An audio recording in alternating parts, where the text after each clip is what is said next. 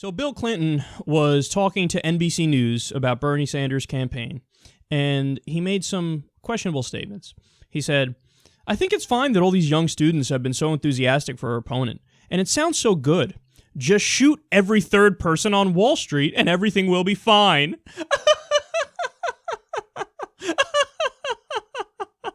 Oh, Bill! That was such a great funny. That was a great joke.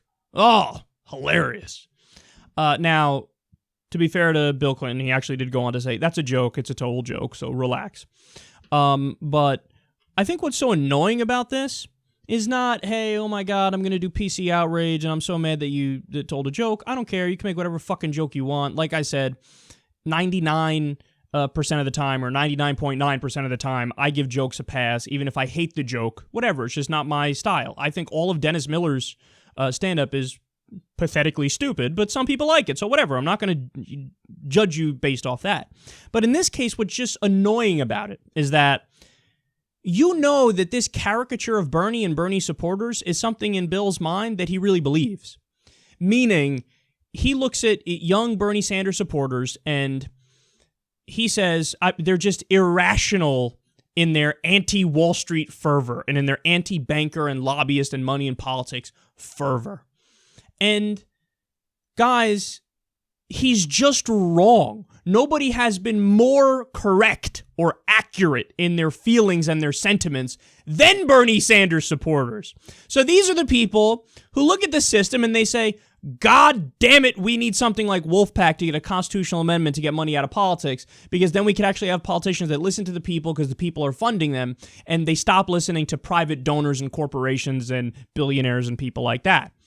That is the cancer in our politics, is the money. That's the virus in our politics.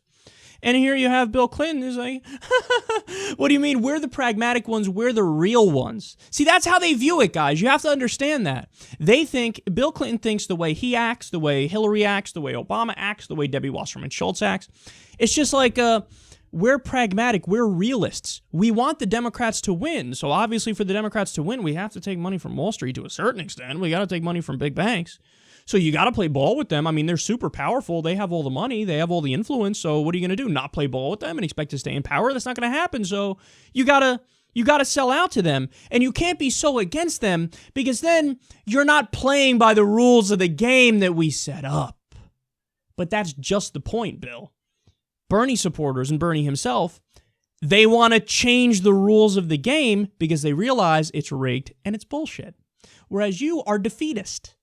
Well, I mean, come on, the system is never really going to change. We're always going to have big money influence our politicians and our politics.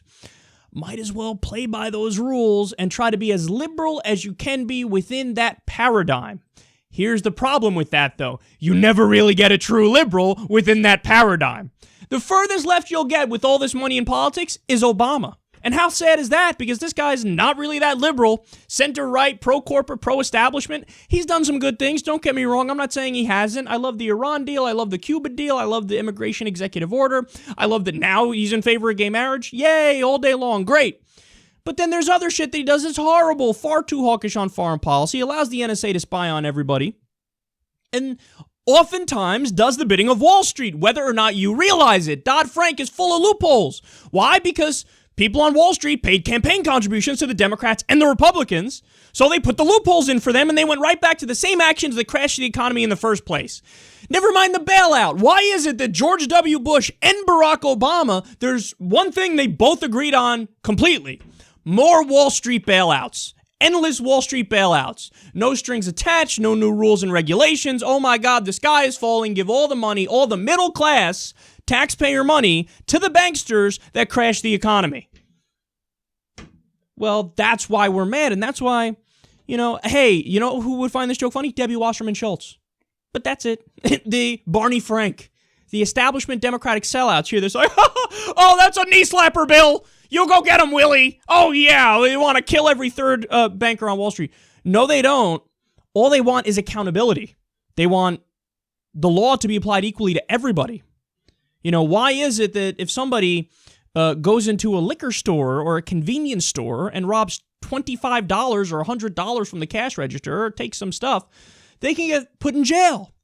But when you work for Goldman Sachs and you have fraud as a business model and you sell toxic packages and you effectively, take people's houses from them because you were responsible for adjustable rate mortgages, ballooning rate mortgages that the person couldn't pay back, but you did it anyway because you wanted to make money in the short term. Why is it that merits no jail time? Fraud doesn't merit jail time? Selling a product that is going to tank and then you turn around and bet against it, that doesn't merit jail time? All these different companies that would do adjustable rate mortgages to people who are not qualified because they wanted to make money in the short term and then sell off those packages, that's not jail time? So you tank the economy and you get no jail time. You sell a bad product on purpose for short-term profit, you get no jail time. Hundreds of thousands of people lose their houses and you get no jail time, but you steal some money from a convenience store, we're going to throw the book at you. You smoke a joint. You sell a little bit of a reefer on the side or cocaine or whatever. Oh my God, decade, we're going to throw you in jail. Shut the fuck up, you're done. But for the real criminals, nothing. And Bill Clinton goes out there and he makes witty little jokes about you. Oh, the Bernie supporters are so irrational that they actually want to hold bankers accountable. How crazy are they? No, they don't. And then the final twist of irony, of course, is as a percentage, which candidates' supporters are most against the death penalty? Bernie Sanders supporters. In fact, Bernie himself is against the death penalty. Hillary's for the death penalty. Bill Clinton for the death penalty. This was a big thing when he ran as a New Democrat. Oh, I'm so tough on crime. This was in the 1990s.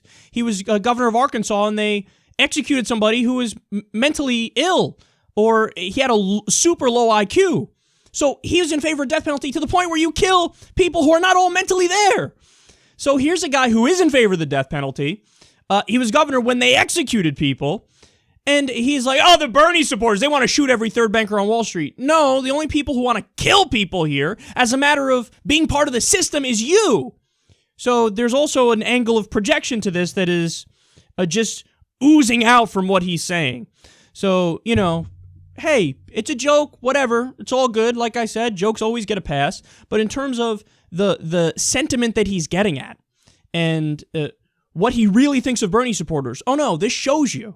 He's got nothing but disdain for them because he views them as super far left, crazy, socialist. Oh my God, they don't want to play within the system of corporate cash corrupting the politicians. Well, Bill, you're damn fucking right. And they're right for that, and you're wrong.